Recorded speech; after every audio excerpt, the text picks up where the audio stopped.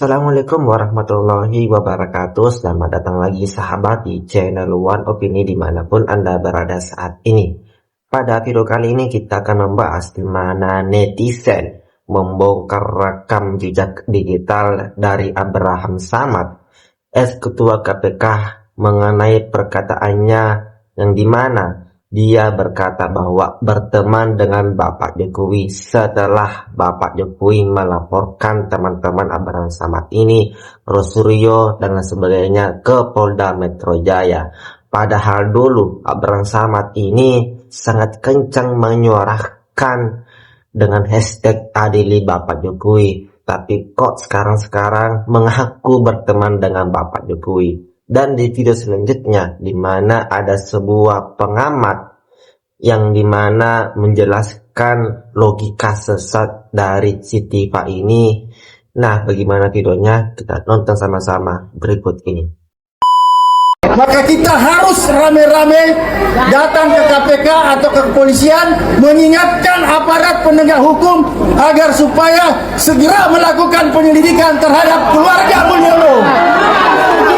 Mari kita geruduk KPK dan kantor kepolisian untuk mengingatkan bahwa segera melakukan penyelidikan terhadap Presiden Jokowi. Siap? Adili. Menurut saya menghimbau teman saya Pak Jokowi ya, supaya mungkin lebih elok, lebih arif, memberi contoh kepada masyarakat supaya tidak melanjutkan laporannya. Matlin Plan. Sekarang dia meminta Bapak Jokowi agar mencabut laporan. Itu haknya Pak Jokowi. Sekarang baru Anda bingung. Suruh mencabut laporannya. Kemarin koar-koar seakan-akan paling benar. Sekarang sudah dilaporkan, baru teman saya lah, apalah. Kan plan. Masa mantan KPK seperti ini? Untuk Pak Abraham Samad, sadar kalau Anda cerdas, pasti Anda tuh paham dan mengerti. Tapi kalau seperti ini, Anda tuh nggak cerdas. Jadi, udah loh, mantan ketua KPK, sadar. Salam Indonesia. Mulai deh para pembencinya Pak Jokowi ya, kelompok yang mulai pakai framing-framing baru ya kan di medsos.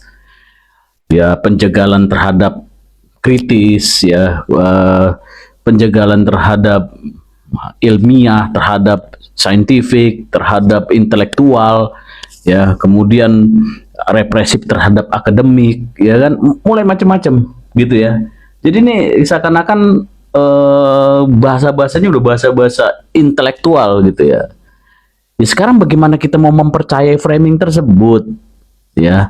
Karena gimana prosesnya melakukan yang katanya itu intelektual, itu mereka lakukan dengan cara-cara yang tidak beradab ya, dengan cara-cara yang kurang ajar. Bayangin masa menampilkan sesuatu yang intelektual, yang saintifik, mereka menggunakan kata-kata kasar, menggunakan foto-foto meme-meme yang kasar, ya kan, terus menghujat, memanggil nama presiden ketujuh, ya, dengan tidak tidak beretika gitu ya.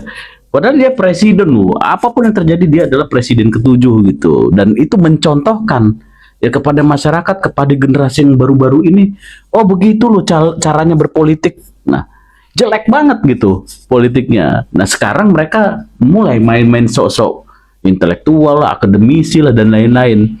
Aduh. Ya udahlah. Sekarang sebenarnya ayolah, ini kan outsourcing katanya mau dihapus.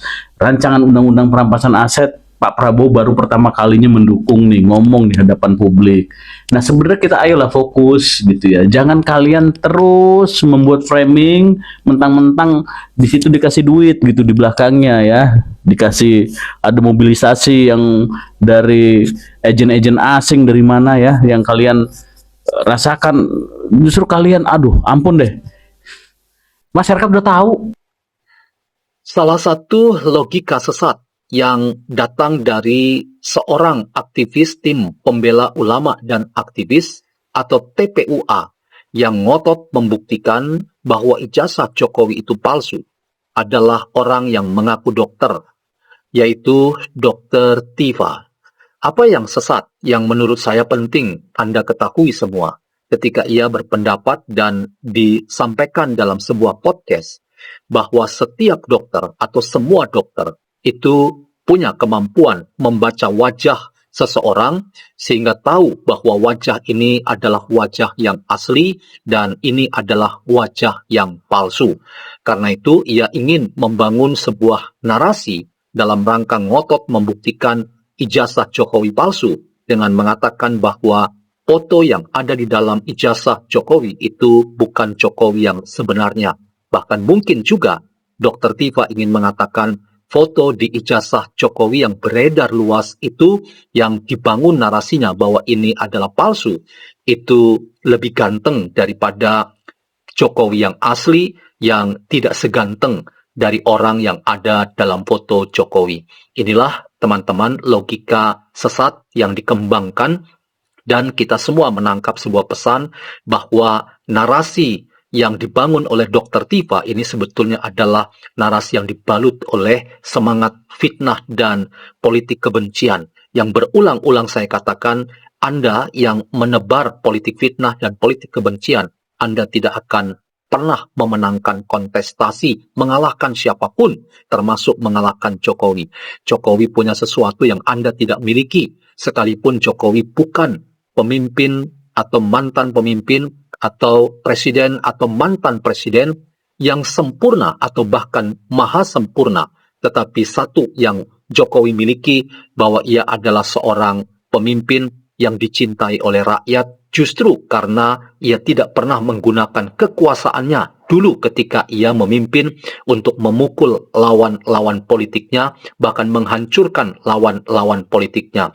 Jokowi yang banyak diam dan tidak bergeming dengan serangan politik ideologis kepadanya, itu adalah kekuatan Jokowi yang semakin menarik simpati dari banyak orang yang semakin respek dan hormat pada Jokowi. Jadi, apa yang dikembangkan oleh para aktivis TPUA, termasuk Dr. Tifa, yang mengatakan bahwa semua dokter punya kemampuan membaca wajah orang dan bisa yakin bahwa seseorang itu palsu atau asli dan bukan sebenarnya atau palsu, maka itu adalah narasi politik saja untuk pada akhirnya kita tahu tujuannya adalah mengatakan dan ngotot mengatakan bahwa Jokowi itu palsu ijazahnya dan karena itu Jokowi harus disebut sebagai seorang pembohong publik.